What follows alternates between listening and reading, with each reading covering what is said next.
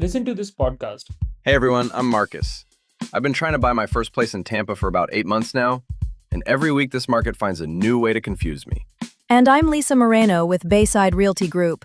I've been selling homes across Tampa Bay for 15 years. And Marcus, this week, the market actually gave us some good news for once. Okay, then let's start there. Now, this music video.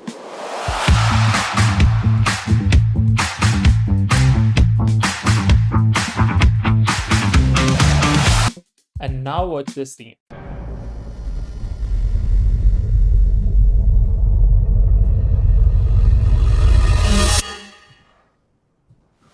What do you think made them engaging? It was the music and sound effects. Here's the same scene with the sound off.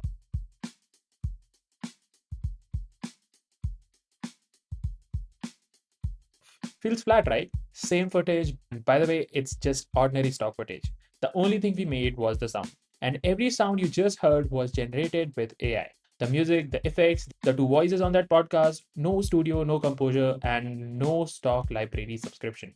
You can generate all of this yourself and use it for the voiceover on your meta ads, as background music and sound effects for your videos to make them feel full of life, as a podcast built for anything you have written. You can even clone your own voice and use it wherever you want. Right now, all of that costs real money and real waiting. A voiceover artist charges $100 to $150 per ad and takes 3 days. A stock music subscription is $200 to $300 a year, and you still spend an hour hunting for a track that almost fits.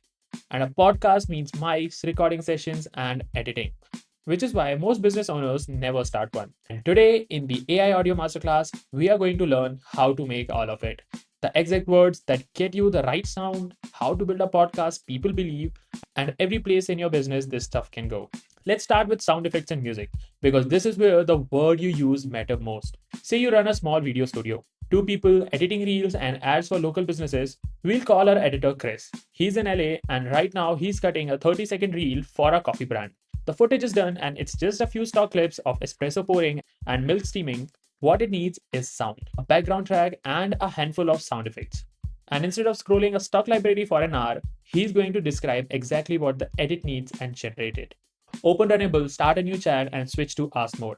Same as every class, we don't write the generation prompt ourselves. We describe the situation and let Runable write the prompt properly. Here's what I'm typing. I'm editing a 30-second Instagram reel for a coffee brand, quick cuts, close-ups of pouring espresso and steam milk.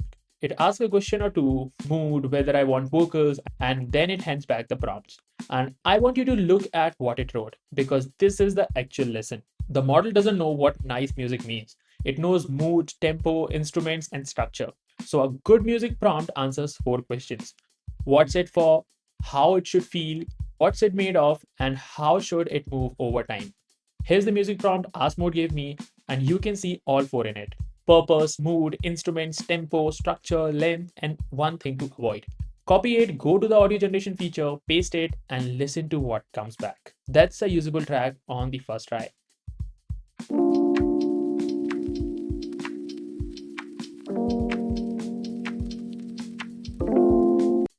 That's because of the words, not luck. Drop it under the stock clips and the reel already feels like a brand. Now let's iterate the way you direct a musician, one specific change at a time. Say the ending doesn't quite land, so prompt it to keep everything the same but make the last 5 seconds a soft fade instead of a hard stop.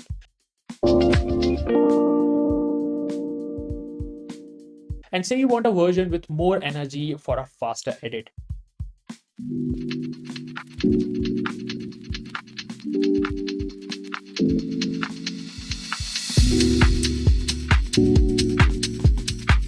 That's how you build a small library for one project in a few minutes.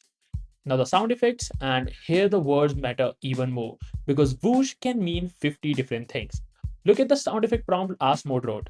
Every sound is described like you'd describe it to someone who can't see the video. What makes the sound, how long it lasts, and where it sits in the mix. Prompt it and you get 4 sounds, 4 files ready to drag onto the timeline.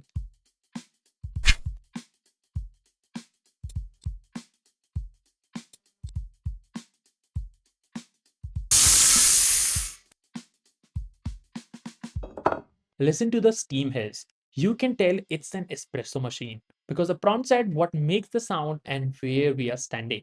Put the his on the steaming clip and the cup tap on the last shot and listen to the difference. The footage didn't change at all, the sound did all of that. If one isn't right, same rule as music, point at it. Maybe the whoosh is too sharp, make it softer and a bit longer, more air, less edge.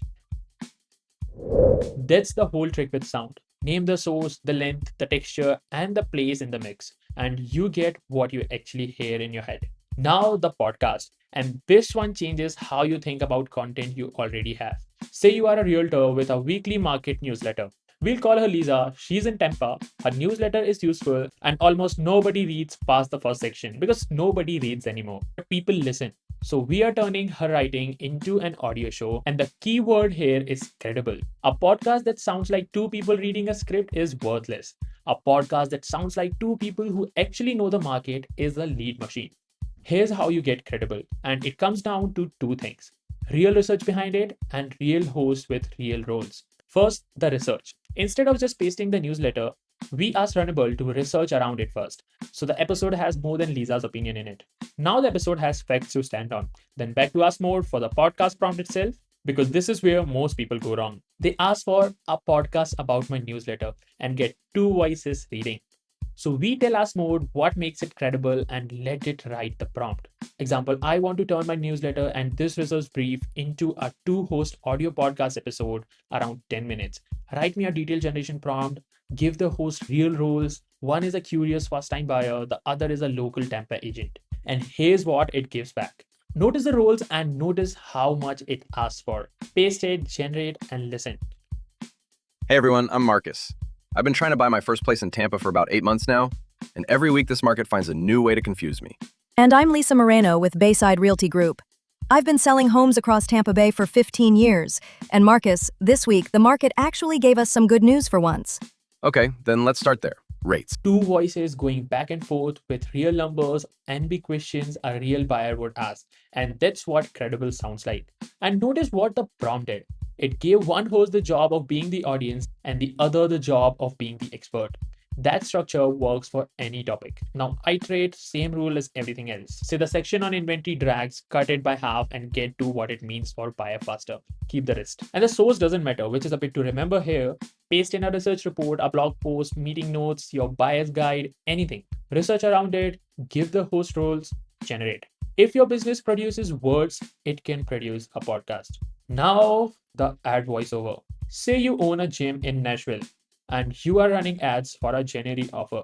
First month for $1. The ad video is edited, it just needs a voice. And the rule for voiceovers is simple. Approve the word before you spend time on the voice. So ask mode first for the script. I own a gym in Nashville called Iron Line Fitness and I'm running a meta ad. The script comes back, we read it, it sounds like a person, so now we cast the voice and cast it like you would cast an actor. Age, accent, energy, and where to pause. And that's all directing is. Listen to it. January is when most people start. Fewer finish. Iron Line is built for the ones who keep showing up. Real equipment, real coaching. No contracts, no pressure, no gimmicks. Come in once. See if it's your kind of place. First month, $1. Iron Line Fitness. That's a finished ad read. And when the offer changes next month, you generate one line instead of rebooking anyone. And one more, your own voice. If you'd rather your ads and your content sound like you, and you don't want to sit in front of a mic every time, you can clone your voice in Runable. And from then on, you type it and it comes out sounding like you. Read your gym script in your own voice, put yourself on your own podcast, narrate your own explainers without recording a thing. Everything we made today goes straight where it needs to go from the same chat. Publish the podcast episode, email the voiceover file to your editor, send the client their music and sound effects, post the podcast clip to your socials. And before we close, let me show you how much more this covers, because we have barely scratched it. Turn your staff training docs into short audio modules because they won't read the binder, but they will listen on the bus. Record proper on-hold audio for your phone line instead of dead silence. Turn your buyer's guide or your product FAQ into a narrated version leads can play in the car. Make a 30-second event promo for a local radio spot. Add ambient sound to a property walkthrough video, birds, a distant land mower, a screen door, and suddenly it feels like a place. Score your restaurant's reel with music that matches the room instead of a stock track everyone's heard. Build a full audio branding kit, a jingle, a sting for your videos. and a whole tone all in one afternoon. Same pattern every time. Describe the situation in ask mode, let it write the prompt, check that the prompt names the feeling, the source of the sound, and the length, then generate and fix one specific thing at a time. So, this was it. Your assignment is to take one video you have already posted and rebuild the sound for it today. One background track, three sound effects, described properly. Watch how different the same footage feels. See you in the next class.